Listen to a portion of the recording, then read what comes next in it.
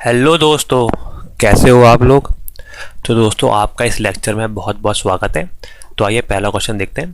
पहला क्वेश्चन दिया है, a motor load of 200 kilowatt at 0.7 lagging power factor is supplied at 480 volt line voltage. Calculate the reduction in current. Current में कितनी कमी आई है जब हमने कैपेसिटर बैंक इंस्टॉल करा है, जो हमारे पावर फैक्टर को इम्प्रूव कर रहा है 0.95। मतलब पहले पावर फैक्टर था हमारा 0.7 लैख, देन हमारा हो गया 0.95 लैख। तो हमारे कितने करंट में कमी आई है। तो ये देखिए, इसको सॉल्व कैसे करेंगे। हमारी जो पावर होती है पी, पी क्या होती है हमारी power, V I cos phi. ठीक है, ये हमारे सिंगल फेज में है। तो मैं आपको दोनों बताता हूँ, ये आपको सिंगल फेज में है। और हमें थ्री फेज में क्या होती है, थ्री फेज में होती है पावर √3 से मल्टीप्लाई हो जाती है। √3 into V L I L line voltage into line current into cos phi. ठीक है, तो यहाँ से हम पहले हर एक केस में जब कॉस फाई की वैल्यू अलग अलग है, तो उस केस में हम यहाँ पर से करंट की वैल्यू निकालेंगे।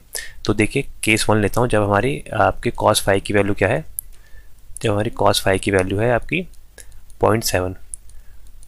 ठीक है, तो इस केस में क्या आ जाएगा हमारा आई एल लोड करंट या लाइन करंट 1 की वैल्यू आ जाएगी।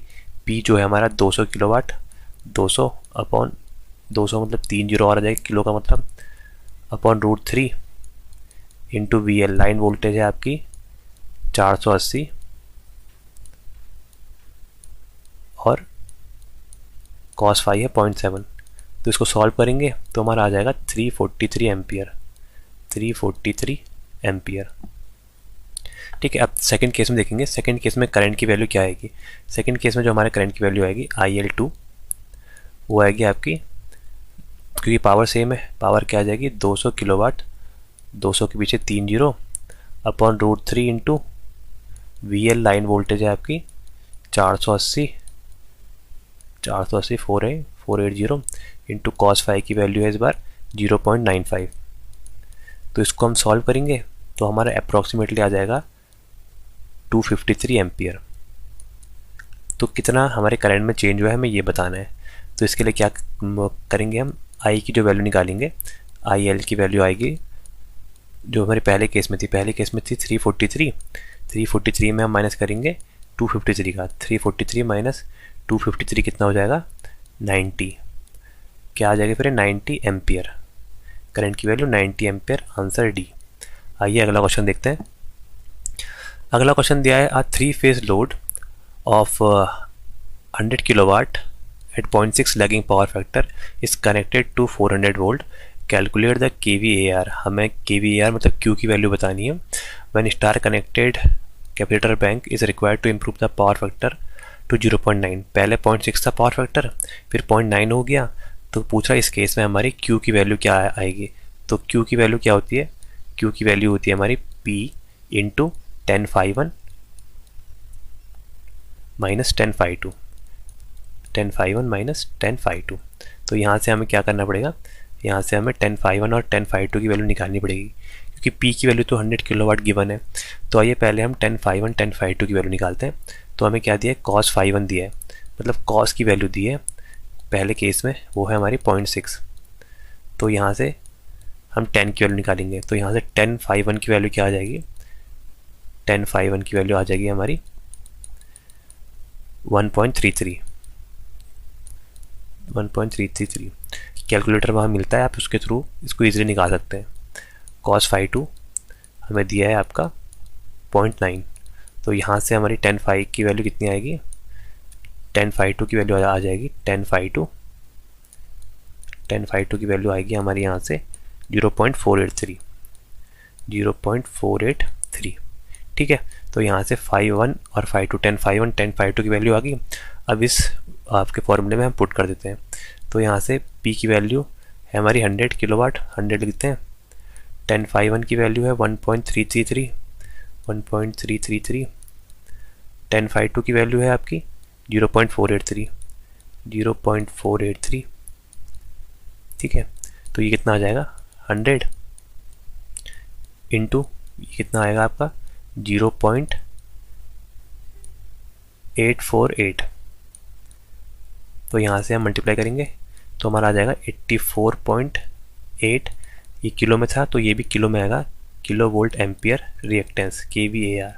क्यू की वैल्यू आ गई 84.8। तो आंसर 84.9, देखिए अप्रॉक्सीमेटली आंसर ए सही है। आइए अगला क्वेश्चन देखते हैं। तो ये क्वेश्चन दिया है हमें, a fully charged battery store 3.6 mega joule of energy if it is use to power a 500 watt device, how long can be a device be powered. ठीक है, मतलब हमें एनर्जी दी है और हमें पावर दी है। एनर्जी अपॉन पावर क्या होता है हमारा, टाइम। क्योंकि हमारी एनर्जी होती है, हमारी एनर्जी इज इक्वल टू होता है P इंटू टी, मतलब पावर इंटू टाइम। हमें यहाँ पर टाइम निकालना है, तो टाइम निकालने के लिए हम क्या करेंगे, एनर्जी लिखेंगे, वो है आपकी 3.6 मेगा जूल। 3.6 मेगा जूल मतलब 10 टू द पावर 5, तो यहाँ पर पॉइंट हटेगा तो 6 आ जाएगा, और इसके पीछे 5 जीरो, 1 2 3 4 5 जीरो अपॉन 500। ठीक है, यहाँ से हम सॉल्व करेंगे, तो ये 2 जीरो से 2 कट जाएगा, और ये 72 बार आ जाएगा, 72 और डबल जीरो 7200। ये किस में आएगा, सेकेंड में, लेकिन आंसर दिया है आवर में, तो आवर के लिए क्या करेंगे हम, 7200 को 3600 से डिवाइड करेंगे, क्योंकि एक घंटे में 3600 सेकेंड होते हैं। 60 इंटू 60 3600, तो ये आ जाएगा आपका 2 आवर। तो वैल्यू आ गई आपकी बी, 2 आवर। आइए अगला क्वेश्चन देखते हैं। अगला क्वेश्चन दिया है, if a megger test on a cable insulation reads non zero ohm near 0 ohm, what does it indicate. देखिए, अगर हमारे मेगर जो होता है, मेगर हमारा इंसुलेशन के प्रतिरोध को मापने के काम आता है। ठीक है, तो इसमें अगर हमारा 0 या उसके पास है, 0 और नियर 0 है, ठीक है, 0 या नियर 0 मतलब 0 के आसपास 0.1 0.2 ऐसे है, तो इसमें क्या होता है कि हमारे इस केस में इंसुलेशन फेलियर है, मतलब इंसुलेशन में कुछ ना कुछ दिक्कत है। इंसुलेशन में दिक्कत क्या होगी, इंसुलेशन में दिक्कत होगी तो हमारा क्या होगी, वाइंडिंग आपस में चिपक जाएगी। वाइंडिंग आपस में चिपकेगी तो क्या हो जाएगा हमारा, शॉर्ट सर्किट फॉल्ट। तो इससे क्या होता है, हमारा शॉर्ट सर्किट फॉल्ट हो जाता है इस केस में। तो इसका सही आंसर क्या होगा, insulation is an excellent condition, नहीं, इंसुलेशन खराब होगा इस केस में। वर्किंग गुड, नहीं, शॉर्ट, ये देखिए बिल्कुल सी आंसर सही है। There is a short circuit और a faulty insulation, short circuit भी होगा और फॉल्टी इंसुलेशन के कारण यहाँ पर शॉर्ट सर्किट होगा। कंडक्टर गुड कंडीशन में नहीं। तो अगला क्वेश्चन देखते हैं। आइए अगला क्वेश्चन दिया है, विच protection scheme is most suitable for detecting faults between the stator winding of the generator. देखिए, जनरेटर का जो हमारा स्टेटर वाइंडिंग में सुरक्षा प्रदान करता है वो होता है हमारा डिफरेंशियल प्रोटेक्शन। क्या प्रदान करता है, डिफरेंशियल प्रोटेक्शन डी। इसमें हम क्या यूज़ करते हैं, मर्ज प्राइस सर्किट ब्रेकर, मर्ज प्राइस डिफरेंशियल प्रोटेक्शन, MPDP, मर्ज प्राइस डिफरेंशियल प्रोटेक्शन। ठीक है, हम इस स्कीम का यूज़ करते हैं। इसमें हम एंटरिंग करंट और लीविंग करंट को मेज़र करते हैं, जितना हमारा एंटर करा और जितना लीव करा। अगर ये दोनों इक्वल नहीं होते हैं तो हमारा रिले सेंस करती है और आपके सिग्नल को, इसको ट्रिप का सिग्नल दे देती है सर्किट को, ताकि आगे कोई फॉल्ट ना हो जिससे हमारा सर्किट ख़राब ना हो जाए। तो इसमें हम मर्ज प्राइस डिफरेंशियल प्रोटेक्शन स्कीम का यूज़ करते हैं। ये एक डिफरेंशियल प्रोटेक्शन स्कीम का पार्ट है जो आपके जनरेटर के स्टेटर में फॉल्ट को सेंस करता है। ठीक है, आइए अगला क्वेश्चन देखते हैं। अगला क्वेश्चन दिया है, in a 3 phase power system which type of relay is best suited for detecting a phase to phase fault where the current in the affecting phase are significantly higher than normal. ठीक है, अगर हमारा current normal से ज़्यादा हो जाएगा, मतलब IF fault current हुआ, ज़्यादा हो गया, तो फॉल्ट करंट ज़्यादा है हमारा नॉर्मल कंडीशन से IN, तो इस केस में क्या होगा, हमारा फॉल्ट करंट ज़्यादा होगा तो I2R लॉस ज़्यादा होंगे, मतलब करंट ओवर हो जाएगा, जिससे हीट भी ज़्यादा होगी। तो इसके प्रोटेक्शन के लिए हम करते हैं OCR का यूज़। OCR क्या होती है, ओवर करंट रिले। ठीक है, ओवर करंट रिले हमारे फेस टू फेस फॉल्ट में जब भी हमारा करंट प्री सेट वैल्यू से ज़्यादा हो जाता है तो उस केस में हम ओवर करंट रिले को यूज़ करते हैं। तो आंसर हो जाएगा इसका under frequency relay, answer D. देखिए आंसर डी है ओवर करंट रिले OCR। ठीक है, आइए अगला क्वेश्चन देखते हैं। अगला क्वेश्चन दिया है, द RG इन RG58 और RG6 coaxial cable is an acromion for what, मतलब RG क्या स्टैंड करता है कोएक्सियल केबल में। देखिए, हमारी जो कोएक्सियल केबल है, कोएक्सियल केबल किस फ्रीक्वेंसी में काम करती है पहले हमें पता होना चाहिए। ये कोएक्सियल केबल जो होती है हमारी, ये हमारी हाई फ्रीक्वेंसी में काम करती है। ये किन में करती है, हाई फ्रीक्वेंसी। इनकी रेंज होती है आपकी मेगाहर्ट्ज़ में।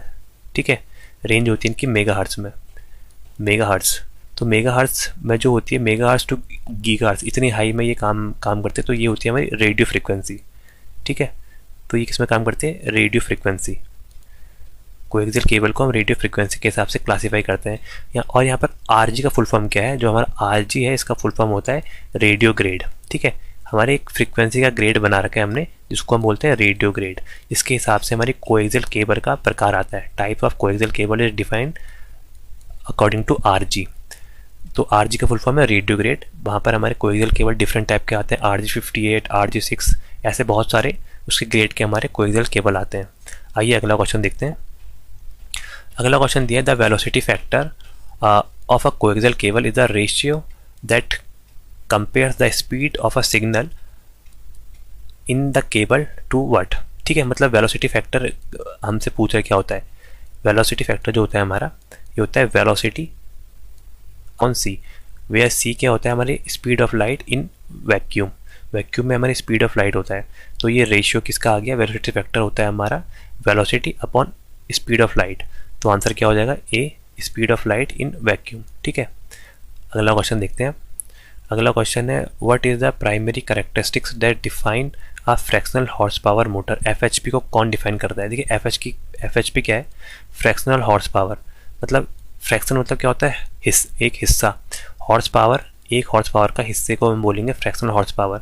हॉर्स पावर का कोई एक हिस्सा कहलाता है फ्रैक्शनल हॉर्स पावर। मतलब जिसका आउटपुट हमारा लेस देन और इक्वल टू 1 हॉर्स पावर हो, या लेस देन हमारा क्या हो, लेस देन 1 हॉर्स पावर हो, ऐसी मोटर को हम फ्रैक्शनल हॉर्स पावर मोटर बोलते हैं। और 1 horse power is equal to कितना होता है, 1 हॉर्स पावर होता है आपका 746 वाट।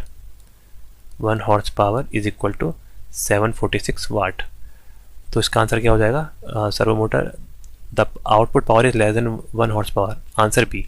देखिए यहाँ पर जो आउटपुट आता है हमारा लेस देन 1 हॉर्स पावर होता है, क्योंकि ये फ्रैक्शनल हॉर्स पावर है। Fractional horse power motor horse power के फ्रैक्शन एक हिस्से में काम करती है। तो एक हिस्सा मतलब एक का भी कम। तो आइए अगला क्वेश्चन देखते हैं। ये आज का लास्ट क्वेश्चन है। इसमें दिया है, a servo motor ability to maintain a desired position despite external forces is known as. देखिए अगर हमारी कोई भी मोटर है, उसमें अगर कोई भी एक्सटर्नल फोर्स लगा के वो अपनी दोबारा से मेंटेन करते हैं अपनी कंडीशन को, उसको बोलते हैं उसकी स्टेबिलिटी। तो सर्वो मोटर की स्टेबिलिटी पूछिए इसमें सिंपल, वो किस में डिपेंड करती है, वो हमारी डिपेंड करती है होल्डिंग टॉर्क पर, ठीक है। होल्डिंग टॉर्क क्या होता है, वो मैक्सिमम टॉर्क जितना हमारी आपकी सर्वो मोटर अपने अंदर से आपका पार करा सके without disturbing the remaining mechanism of the servo motor, ठीक है। तो इसका सही आंसर हो जाएगा होल्डिंग टॉर्क। तो उम्मीद करता हूँ कि आपको वीडियो समझ आई होगी दोस्तों। Thank you so much.